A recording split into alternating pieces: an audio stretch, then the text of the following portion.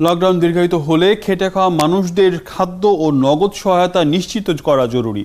অর্থনীতির গতি ফেরাতে সহজ শর্তে প্রণোদনাও দিতে হবে। সোমবার বাংলাদেশ লজিস্টিক সাপোর্ট নিয়ে প্রতিবেদন প্রকাশকালে এমনটা জানান বিশ্বব্যাংক।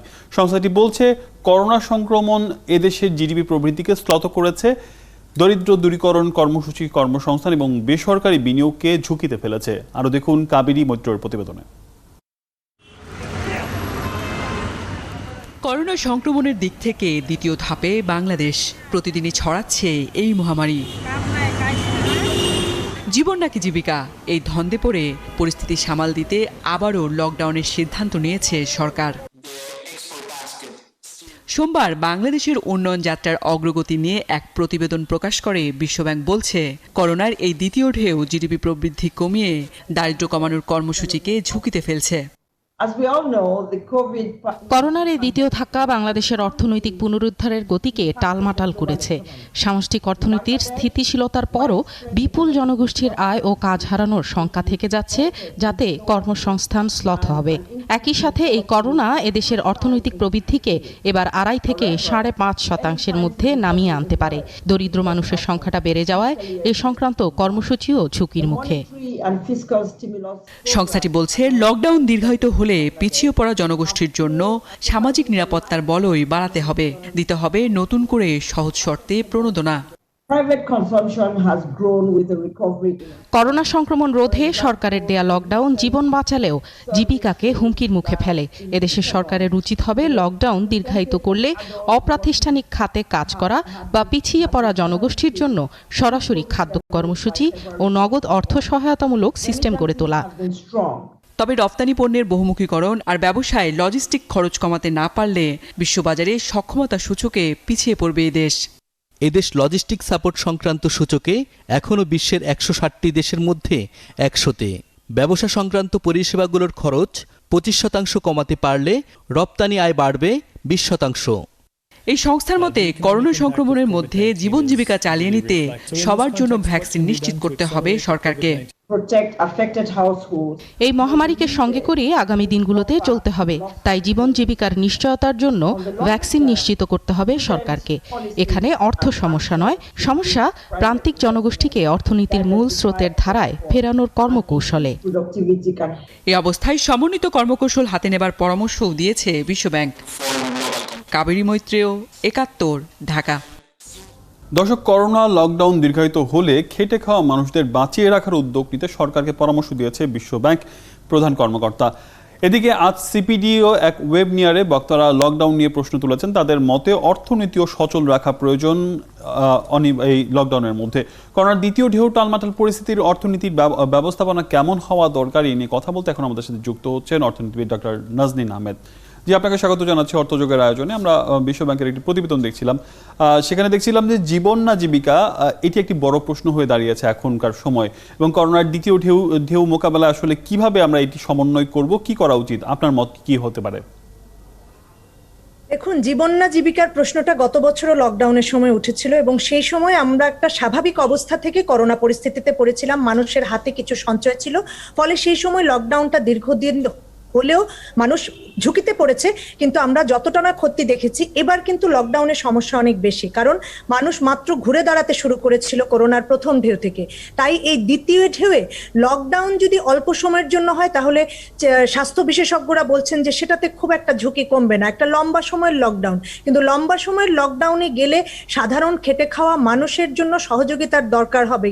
এখন বিশ্বব্যাংক বলছে টাকা সমস্যা না, কিন্তু সেই সহযোগিতা আসলে আমরা দিতে গিয়ে আমাদের অর্থনীতিকে যদি ব্যাপক ঝুঁকিতে ফেলি, তখন কিন্তু খাদ্য নিরাপত্তা বিঘ্নিত হয়েও মানুষের জীবন বিপন্ন হতে পারে।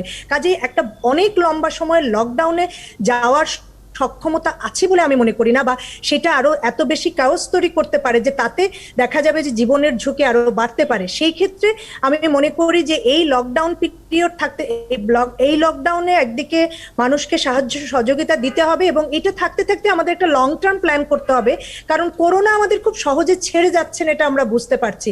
সেই ক্ষেত্রে এই লং টার্ম প্ল্যানের মধ্যে আমরা আজকে বিশ্বব্যাংক, আপনি বলছিলেন, বিশ্বব্যাংক বলছিল যে খেটে খাওয়া মানুষদের বাঁচিয়ে রাখতে উদ্যোগ নিতে হবে, একটা ফান্ড তৈরি করতে হবে। কিন্তু এত বড় জনগোষ্ঠীর দেশে কিভাবে এটি সম্ভব? সেটাই বলছি যে এত বড় একটা ফান্ড হয়তো অল্প সময়ের জন্য খাদ্য সহায়তা দেয়া যেতে পারে, কিন্তু দেখেন এবছর কিন্তু দরিদ্র মানুষের সাথে নিম্ন মধ্যবিত্ত পরিবারও কিন্তু সংকটে আছে। তারা এখন যদি তারা অনেকে ঋণ নিয়েছে, যদি ব্যবসা বাণিজ্য করতে না পারে তাহলে তো সেটাও তারা ফেরত দিতে পারবে না। কাজেই সমাধান হচ্ছে, দীর্ঘমেয়াদে সমাধান হচ্ছে স্বাস্থ্যবিধি মানার ক্ষেত্রে কঠোরতা অবলম্বন। এই স্বাস্থ্যবিধি মানার সামগ্রী সাধারণ দরিদ্র মানুষের কাছে পৌঁছাতে হবে, মাস্ক ব্যবহার বাধ্যতামূলক করতে হবে, দরকার হলে আইন শৃঙ্খলা বাহিনীর সহায়তা নিতে হবে। সেটাই আমাদেরকে সমাধান দিতে পারে, কারণ আমাদের স্বল্পোন্নত দেশে আমরা অনেক বেশি ঋণগ্রস্ত হয়ে পড়তেও চাই না। কারণ বিশ্বব্যাংক পরামর্শ যদি বলে যে অর্থ সমস্যা না, আমরা যদি সেখান থেকে ঋণ নিয়ে এগুলো করি আমাদের কিন্তু একসময় ফেরত দিতে হবে।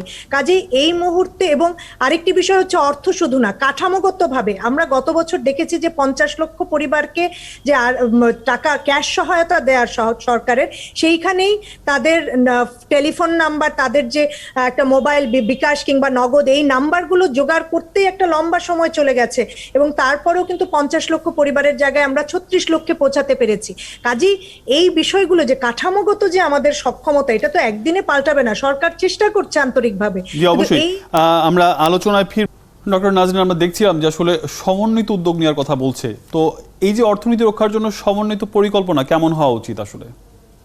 আমি মনে করি সমন্বিত উদ্যোগের প্রথম লক্ষ্য হওয়া উচিত আগামী 1 বছরের জন্য পরিকল্পনা। কারণ আমরা জানি যে ভ্যাকসিন পুরো নিলেও সেই ভ্যাকসিনের কার্যকারিতা, যেটা বিশেষজ্ঞরা বলছেন যে 70 থেকে 80% পর্যন্ত, তার মানে করোনার মধ্যেও কিন্তু আমাদের সচেতনতা নিয়েই বাঁচতে হবে। তাহলে আমরা কি 1 বছরের জন্য, 6 মাসের জন্য, 4 মাসের জন্য লকডাউন দিতে পারবো? সেইটা তো অর্থনীতিকে ব্যাপক ঝুঁকির মধ্যে ফেলবে। মানে লকডাউন কতদিনের জন্য, সেই জায়গাতে চিন্তা করে আমাদের 1 বছরের পরিকল্পনা যদি করি, তাহলে আমার কথা হচ্ছে 7 দিন কিংবা 15 দিনের লকডাউনের পরে আমরা কি করব, সেই পরিকল্পনা আজকে করতে হবে। লকডাউনের সময় তো সাহায্য সহযোগিতা দিতেই হবে, সেই তার পাশাপাশি একটা 1 বছরের পরিকল্পনা করতে হবে যে এই সময় আমরা স্বাস্থ্যের সুরক্ষার জন্য কি কি ব্যবস্থা নিব, অ্যাওয়ারনেস রেজিং এ কি করে আমরা লোকাল গভর্নমেন্টকে কাজে লাগাবো, আমরা কি করে দরিদ্র মানুষের কাছে ক্যাশ সহায়তা দিব, সেই সাথে আমরা কি করে বিভিন্ন রকমের স্বাস্থ্যবিধি মানার যে উপকরণ, মাস্ক, তারপর স্যানিটাইজার, সাবান, এগুলো ক্রমাগতভাবে দরিদ্র মানুষের কাছে পৌঁছাতে হবে।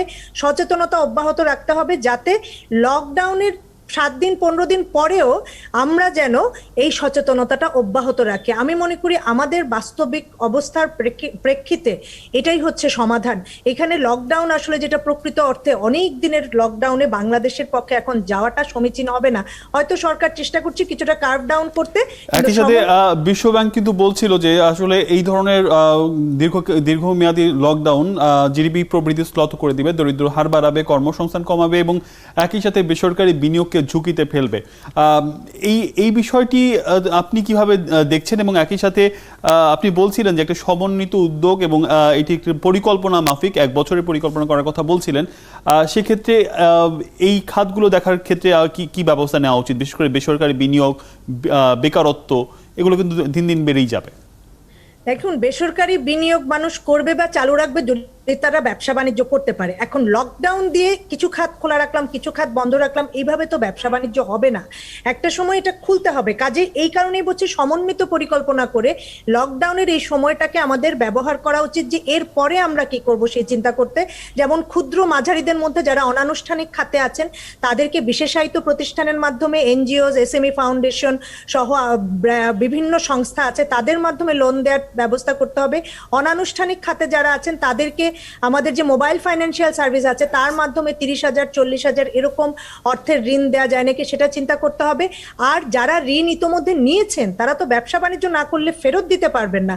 কাজেই এই ঋণটাকে তাদের লম্বা একটু সময় দেওয়া, ফেরত দেওয়ার, এবং পাশাপাশি আমি বলবো যে আসলে স্বাস্থ্যবিধি মেনে ই কমার্স এবং যতটা মানুষ মানে অনাকাঙ্ক্ষিত যেই অপ্রয়োজনীয় কাজগুলো বাদ দিতে হবে। কিন্তু ব্যবসা বাণিজ্য একটু অন্য প্রসঙ্গে যাই, আজকে আলোচনা সেটি ছিল যে বলা হচ্ছিল যে এখন পর্যন্ত মাত্র 10% মানুষ টিকা দিতে পেরেছে এবং টিকার দান কর্মসূচিতে আমরা দেখেছি যে এক ধরনের দামের বৈষম্য খুঁজে পেয়েছে, শ্রেণী বৈষম্য খুঁজে পেয়েছে অর্থনীতিবিদরা। আপনি কি বলবেন? হ্যাঁ, কারণ এখানে রেজিস্ট্রেশন, যদিও টিকাটি বিনামূল্যে ছিল এবং ব্যবস্থাপনা খুবই ভালো ছিল, কিন্তু এটা রেজিস্ট্রেশন প্রক্রিয়ায় এবং এটার জন্য যে অ্যাওয়ারনেসটা যখন থেকে এসেছে তার মধ্যে কিন্তু দরিদ্র মানুষ সংযুক্ত হতে পারেন নাই। স্বল্প আয়ের মানুষের অনেকেরই রেজিস্ট্রেশনটা করতে পারেনি, ফলে দেখা গেছে যে যাদের কম্পিউটার লিটারেসি কম তাদেরকে যেহেতু সহায়তা করায় যদি স্থানীয় প্রশাসন, স্থানীয় সরকারকে ব্যবহার করা হতো, তাহলে কিন্তু আরো অনেক সাধারণ মানুষ, খেটে খাওয়া মানুষ যারা লেখাপড়া অত নাই, তারাও কিন্তু টিকার মধ্যে সংযুক্ত হতে পারেন। আমি মনে করি সেই জায়গায় একটা বৈষম্য হয়েছে। তবে টিকাদান কর্মসূচিটা এটা ভালো ছিল, ব্যবস্থাপনাও খুব ভালো ছিল, এইটাকে অনুকরণ করে এর মাত্রা বাড়াতে হবে। এবং আমি মনে করি যে এখানে যদি ধনী মানে খরচের প্রশ্ন আসে সবাইকে আনার ক্ষেত্রে, তাহলে যারা সক্ষম আছেন তাদের কাছ থেকে অর্থ নিতে হবে এবং যাতে দরিদ্র মানুষ বিনামূল্যে এটা পেতে পারে। অবশ্যই ডক্টর নাজরিন, অনেকগুলো বিষয় নিয়ে আমরা আলোচনা করেছি, বিশেষ করে এই লকডাউন পরিস্থিতি কিভাবে পার করা যায় এবং কিভাবে সমন্বিতভাবে দেশের অর্থনীতিও চাঙ্গা রাখা যায়। অনেক ধন্যবাদ ডক্টর নাজরিন আমাদের সাথে যুক্ত হওয়ার জন্য।